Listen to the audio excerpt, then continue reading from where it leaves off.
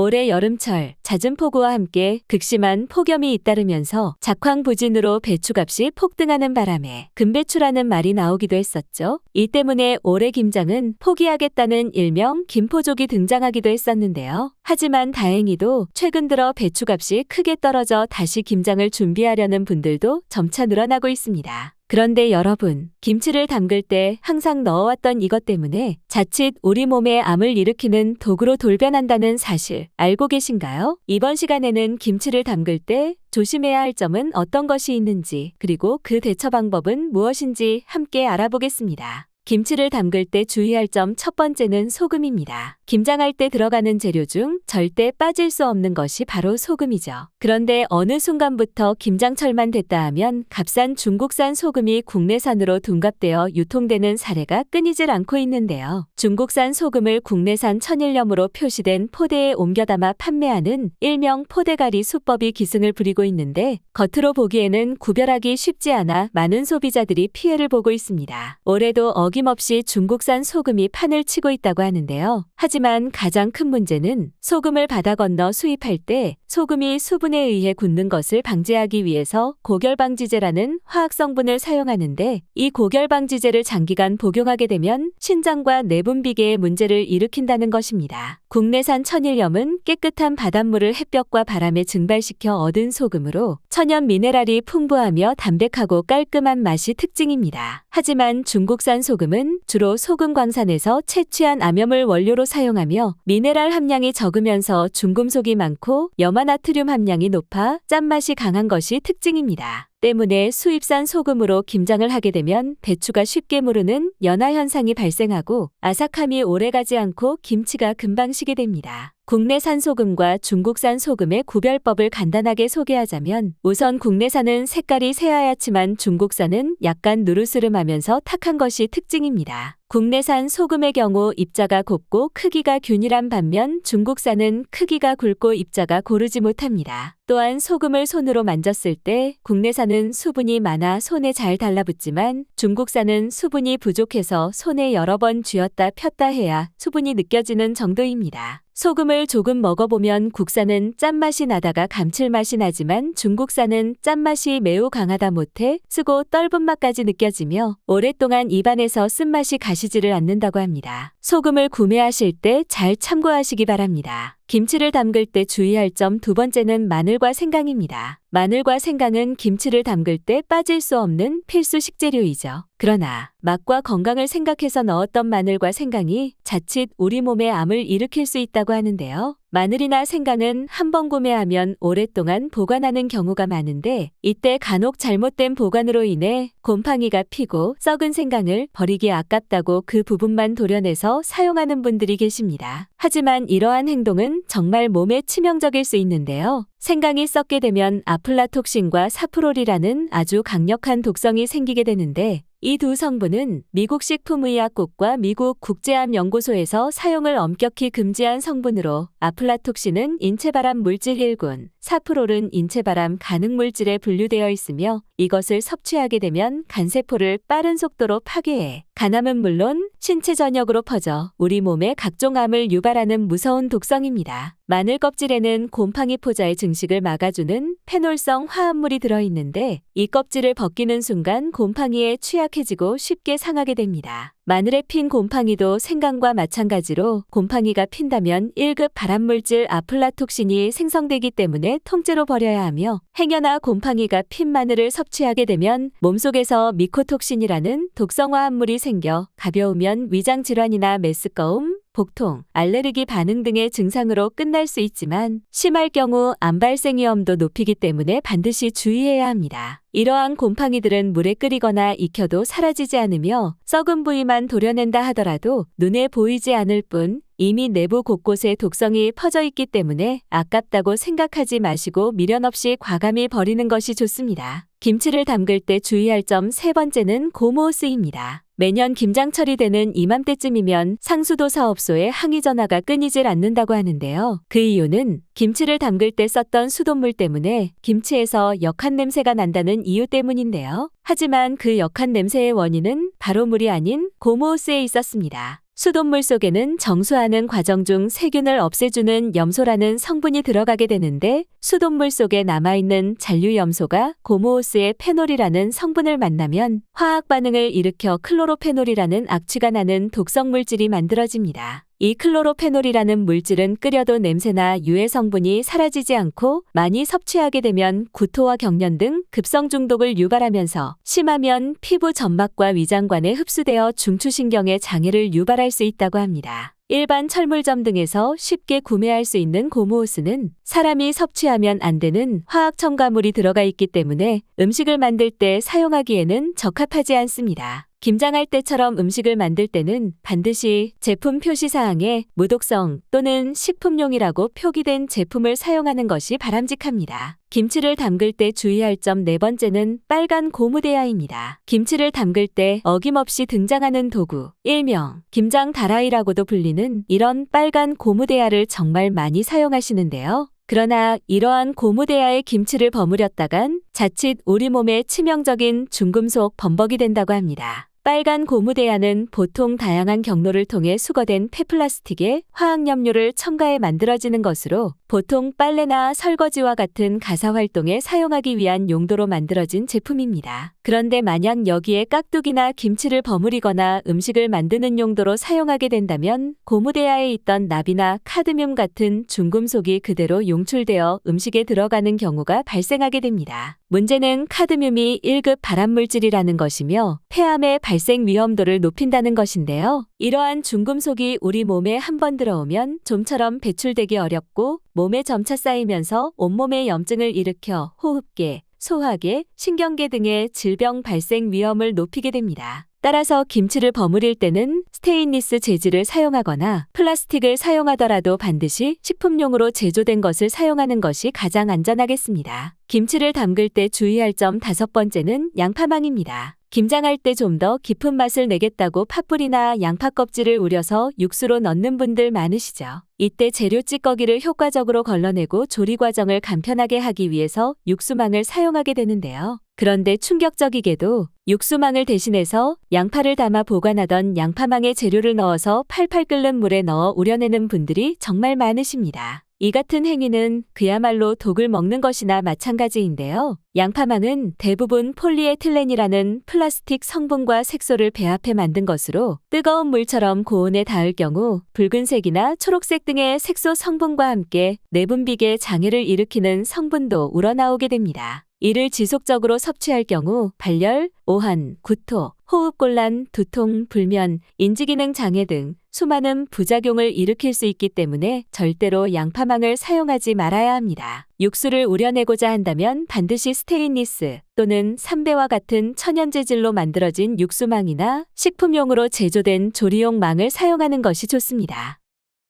오늘은 여기까지입니다. 오늘 영상이 도움이 되셨다면 좋아요와 구독 눌러주시고 소중한 분께 이 영상을 공유해주세요. 저는 더욱 유익한 영상으로 다시 찾아뵙겠습니다. 오늘도 건강하세요.